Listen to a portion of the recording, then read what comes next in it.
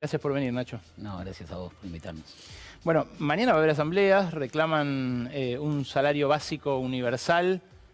¿Cuán necesario es y hasta donde vos estudiaste, cuán factible lo ves?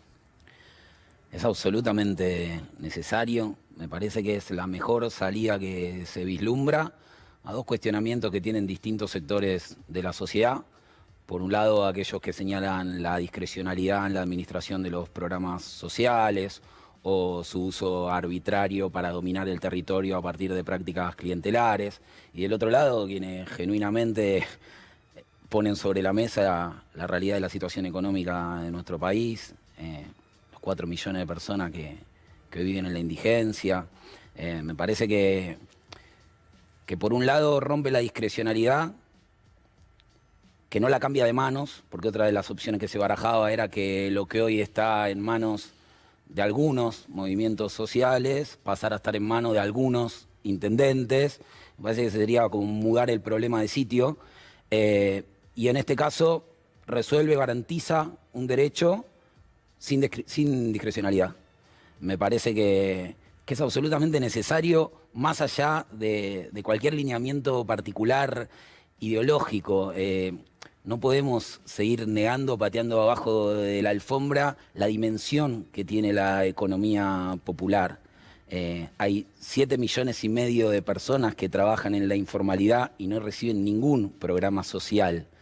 Y la Garganta Poderosa o La Poderosa no debe ser de los movimientos sociales más chicos, pero tampoco de los más grandes. Hay 1.223.537 programas sociales. ¿Sabés cuántos tienen compañeras y compañeros de La Poderosa? No.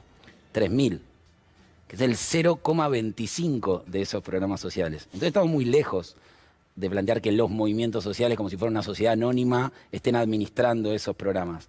Y lo que es clarísimo es que no son suficientes. Hay una realidad que es realmente preocupante en carne viva en los barrios populares, en el último escalón de la pirámide económica, y que no asoma en las discusiones de la Realpolitik, no asoma en los editoriales que juegan con los nombres y las batallas de la Realpolitik. Entonces, para nosotros no es que es muy interesante o apasionante volvernos una especie de vocero del apocalipsis, a venir a mostrar fotos de la pobreza como si quienes están del otro lado no hayan militado, no estén comprometidos, no lo supieran. Pero nos parece que hay que poder poner esa realidad arriba de la mesa para que la política discuta con la realidad y no con la política. Los fundamentos del salario básico universal están ahí, en esa realidad que por A o por B, o por el juego a la derecha o por la derecha en sí misma, terminamos poniendo detrás de escena. Termina siendo la disputa política un juego de ajedrez o de lucha libre, pero al costado de la vida real de los barrios populares y de las discusiones que hoy tienen en la mesa de todas nuestras compañías y nuestros compañeros. Estas imágenes que estamos compartiendo son imágenes que me mandaste hoy, que obtuvieron ustedes, gente de tu organización en Entre Ríos, ¿no? Sí, muchísimas de las familias que están ahí, en el Volcadero, en el barrio San Martín de Paraná, viven de lo que están viendo. Viven de ese basurero. 300 familias, el barrio creció un 40% durante la pandemia. Un barrio sin servicios básicos, que es la desembocadura de todos los residuos de la ciudad, incluidos los residuos cloacales. Y 300 familias se ordenan en turno durante las 24 horas para recoger ahí lo que van a comer o lo que van a vender. A veces para tener más manos con niñas, con niños que ya fueron desescolarizados, que quedan a la puerta de las situaciones de consumo. Ahí, abajo de esa basura, ahí están los fundamentos del salario básico universal.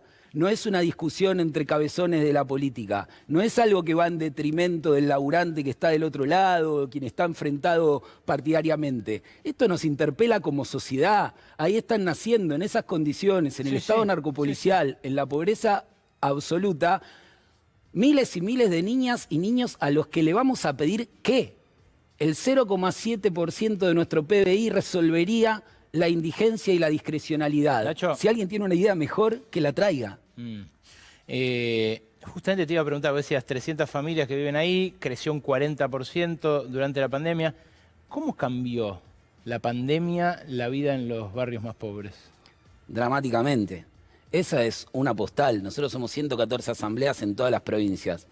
Te podría contar que en Costa Azul, en Santo Tomé, en Santa Fe, el 30% de los chicos tiene baja talla o bajo peso porque no llega ni con el comedor a las 400 kilocalorías que necesita el cerebro para funcionar. Te puedo contar que solo en el barrio Don Bosco II de Santiago del Estero, entre suicidios e intentos de suicidios, hay 16 adolescentes en lo que va del año.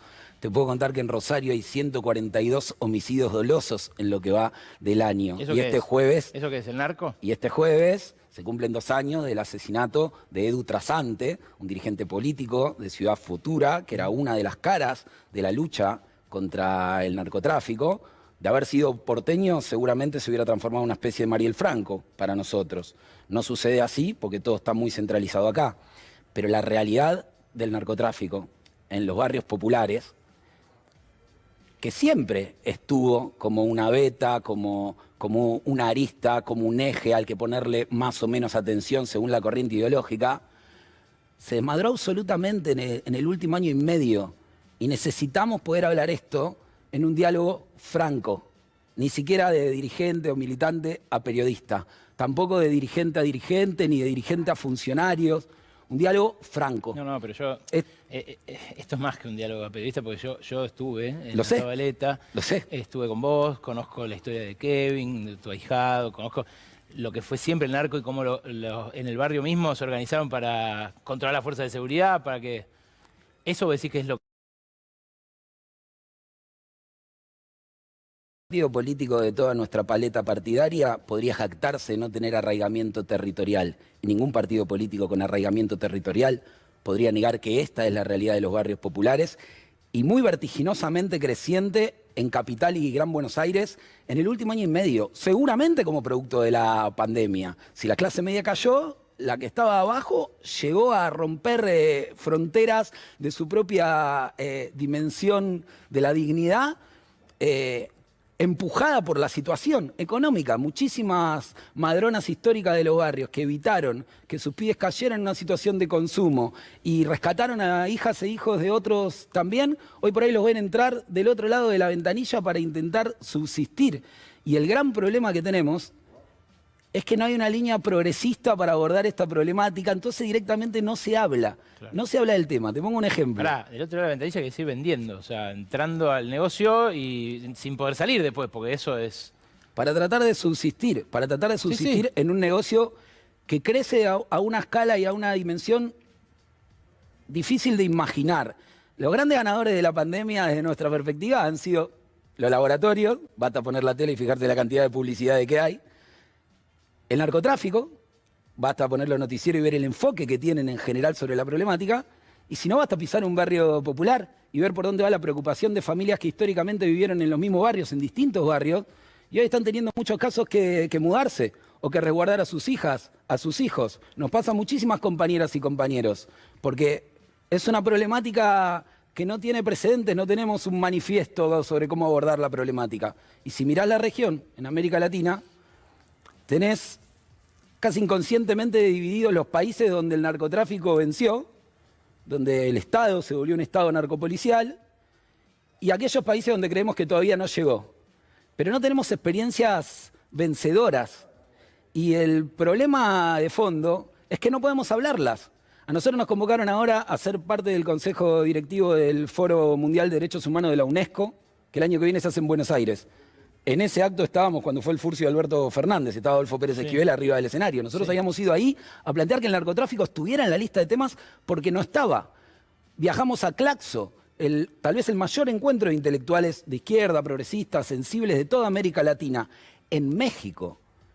Un país con un gobierno progresista que tiene 5.000 desaparecidos en los últimos 6 meses. En proporción mayor que nuestra dictadura. 5.000 desaparecidos en los últimos 6 meses. Y no estaba el narcotráfico en el centro de la discusión. Entonces, cuando vos querés identificar el poder real, la mejor brújula que podés poner arriba de la mesa es ese tema del que no podés hablar. Hoy de dictadura podemos hablar todas y todos casi con tranquilidad. De narcotráfico no. Vos hablabas de las ganancias extraordinarias recién del poder económico, decías los grandes líderes lo ven. Y esto no lo ven, este es el nuevo negacionismo. El narcotráfico hizo metástasis en los barrios populares y ahora depende de nosotras y nosotros hacer o no hacer los estudios. Desde La Garganta y desde La Poderosa no vamos a aceptar otra campaña en silencio. Que nieguen que esto pase en los barrios o que escriban en sus plataformas qué idea tienen para eso.